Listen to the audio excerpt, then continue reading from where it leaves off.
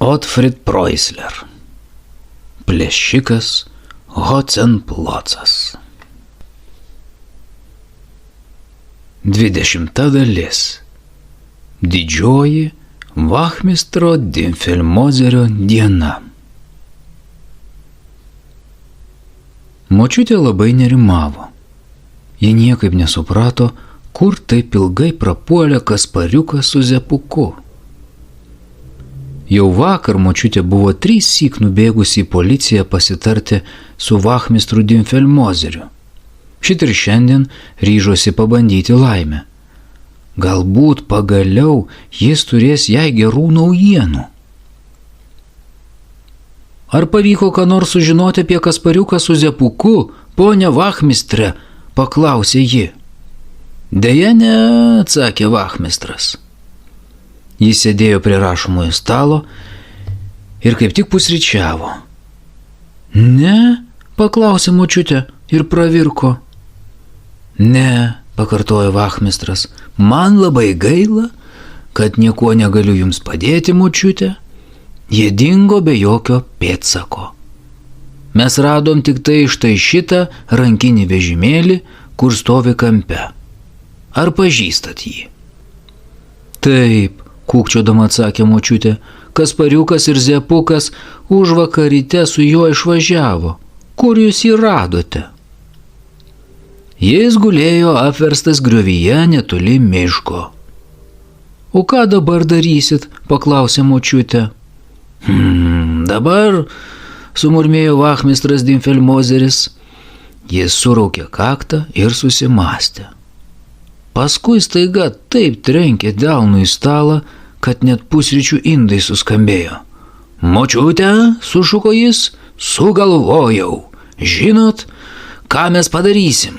Iškviesim į policiją per bendruomenės pasiuntinį. Manote, kad iš to kas nors išeis? Reikia tikėtis, šiaip ar taip nepakenks. Vachmistras Dimfelmozeris nukraustė pusryčius. Jis išsitraukė iš rašomojo stalo stalčiaus didelį lapą kanceliarinio popieriaus, padažė rašalinį plunksną ir parašė. Viešas skelbimas. Ieškomi Kaspariukas ir Zepukas. Ypatingos žymės. Raudona Kaspariuko kepurė, žalia Zepuko skrybėlė. Visus asmenis, galinčių suteikti žinių, policija šiuo įpareigoja nedelsiant prisistatyti į vietos policijos būstinę. Jums pageidaujant, parodymai bus laikomi paslaptyje. Štai, tarė vachmistras Dimfelmozeris patenkintas. Dabar trūksta tik parašo. Ir norėjo kaip visada ryžtingai pasirašyti, bet užteškė didelį lašą. Mat kaip tik tą svarbią akimirką atsilapojo duris ir įlėkė Kaspariukas su Zepuku. Ach, ištarė močiutė ir nedaug trūko, kad vėl būtų apalpusi, šįkart iš džiaugsmo. Sveiki, tarė Kaspariukas su Zepuku, štai ir mes. Ačiū Dievui, kad parsiradote, aš dėl jūsų taip nerimavau. Močiutė juokdamas ir verkdama išskėtė rankas. Bet ar iš tikrųjų čia jūs? Man sunku patikėti. Tai bent staigmena, ar ne, ponia vachmistre? Vachmistras Dimfelmozeris išlindo iš užrašomojo stalo ir nutaisė griežtą oficialią miną. Turiu pasakyti, kad esu labai nepatenkintas. Ką tik visai be reikalo sugadinau lapą valdiško popieriaus. Ar negalėjot valandėlę anksčiau pasirodyti? Deja ne, ponia vachmistre, atsakė Kaspariukas, bet užtat mes jums kai ką atnešėm, jūs labai apsidžiaugsit. Taip, tarė vachmistras Dimfelmozeris. Aha, atsakė Kaspariukas, plėšiką Hocenplocą. Dievuliau, sušuko vachmistras nustebęs, kurgi jis? Čia, pasakė Kaspariukas. Jis priėjo prie rašomojo stalo ir pastatė ant jo narvelį.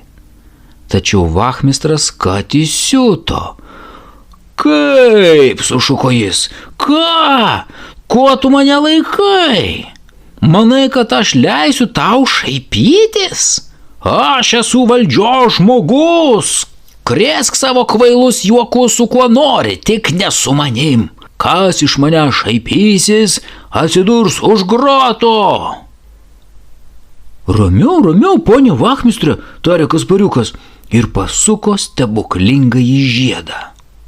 Noriu, kad narvelyje uždarytas žvirblis vėl virstų plėšiku Hocemplocu. Kaip mat išsipildė ir trečias paskutinis noras. Kur pirma tupėjo žvirblis, dabar atsirado plėšikas Hocemplocas. Jis stovėjo vidury vachmistro Dimfelmozerio rašomojo stalo, su naminiu chalatu ir vienom kojinėm, o galva lygi pečių lindėjo narvelyje.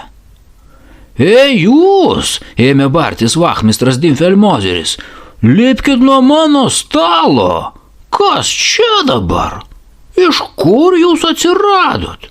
Ir kas jūs toks? Bet ponia vachmistre, tarė Kaspariukas, juk tai plėšikas Hocemplocas. Ar nesiruošiat jo suimti? Vachmistras Dimfelmozeris jau nieko nebesusigaudė. Čia plėšikas Hocemplocas, sušuko jis. Nesąmonė, plėšikas be batų. Taip, pasakė močiutė. Aš jį pažinau, čia tikrai jis, jūs turite. Bet plėšikas Hocemplotas ją nutraukė. Iš kelio, šaižiai riktelėjo jis. Paskui nušoko nuo rašomojo stalo ir pro vachmistrą Dimfelmozerį nubėgo prie lango. Nieko nelaukęs, išmušė stiklą ir jau norėjo šokti laukan. Tačiau Zepukas nutvėrė jį už kojų, o Kaspariukas, vaikinas su galva, staiga nuleido geležinės užuolaidas. Paukšt! Ir plėšikas Hocemplocas įkliuvo. Jis spurdėjo kaip žuvis ant kranto. Zepuk, žiūrėk, kad jis neištrūktų, sušuko Kaspariukas ir išbėgo su vachmistru Dimfelmozeriu į darželį prie namo. Hocemploco galva ir liemuo kyšojo lauke. Jis yrėsi rankomis kaip naujokas plaukimo mokykloje. Pagalbos, man trūksta oro, nebegaliu, žiopčiojo jis. Kiek čia aš kabosiu? Tai priklausys nuo tavo elgesio, tarė Kaspariukas. Jei būsi protingas, to jau paleisim. Na gerai, sušvokštė Hocemplocas, supratęs, kad nėra kas daugiau daryti. Jis nekryptelėjęs leido vachmistrui Dimfelmozeriui surišti jam už nugaros rankas. Tada Zepukas truputį kilstelėjo į viršų užuolaidą. Vachmistras Dimfelmozeris ir Kaspariukas ištraukė plėšiką Hocemplocą pro langą. Sunkiai kaip maišas senasis piktadarys šlumštelėjo darželin. Taip, patenkintas sumurmėjo vachmistras Dimfelmozeris, štai ir įkliuvai. O dabar marš į belangę. Plėšikas Hocemplocas sunkiai pakilo. Ar negalėtumėt nuimti narvelio, paklausė jis. Ne, atsakė vachmistras Dimfelmozeris, tegu lieka ant galvos. Jis išsitraukė kardą, tačiau prieš nusivesdamas Hocemplocą greitomis padėkojo Kaspariukui ir Zepukui už pagalbą. Aš pasirūpinsiu, pridūrė vachmistras Dimfelmozeris, kad jūs jau rytoj iš pono burmistro gautumėte premiją. Paskui turėsit man papasakoti, kaip viskas buvo. Aš surašysiu protokolą. Supratot? O dabar iki pasimatymo. Vachmistras Dimfelmozeris prisirišęs trissyk pervedė plėšiką Hocemplocą per miestelį. Žmonės bėgo į gatves ir stebėjosi. Jie džiaugiasi, kad plėšikas pagaliau sugautas. Kas jam dabar bus, klausinėjo visi. Visų pirma, uždarysiu jį gaisriniai, atsakė vachmistras. O paskui bus teismas. Pabaiga. 21 skyrius. Kava ir pyragas. Kaspariukas su Zepuku sėdėjo močiutės svetainėje ir nesitvėrė iš džiaugsmo. Kaip gerai, kad jie pagaliau namie. Sunku įsivaizduoti. Nuo to laiko, kai paskutinį syk čia visi drauge sėdėjo prie stalo, praėjo tik 3 dienos. Močiutė irgi labai džiaugiasi. Ji kaip mat padengė stalą kavai, paskui nubėgo į podėlį ir atnešė didelę skardą slyvų pyrago. Ant stalo pastatė ir pilną dubenį plaktos grietinėlės. Ką tu darai, močiute? Nusistebėjo Kaspariukas. Šiandien juk ne sekmadienis. Ne, atsakė močiutė. Šiandien mums sekmadienis, nors kitiems ir trečiadienis. Ji priėjo prie veidrodžio, pasitaisė gobtuvą ir nutipeno prie durų. Tu išeini? Paklausė Kaspariukas. Aš tik pas ponę Majer kavos malūnėlio pasiskolinti, be jo neapsieisi. Tai jau taip, pritarė jai Kaspariukas ir nusišypsojo. Be kavos malūnėlio neapsieisi. Prašom. Jis ištraukė kavos malūnėlį iš po skverno, pastatė ant stalo ir susidomėjęs laukė, ką pasakys močiutė. Močiutė iš pradžių išvis nieko nesakė. Ji paėmė kavos malūnėlį ir ėmė sukti. Ir malūnėlis 2 balsais užgrojo: gegužį viskas mainos. Kaspariukas su Zepuku tylėjo kaip pelės po šluotą.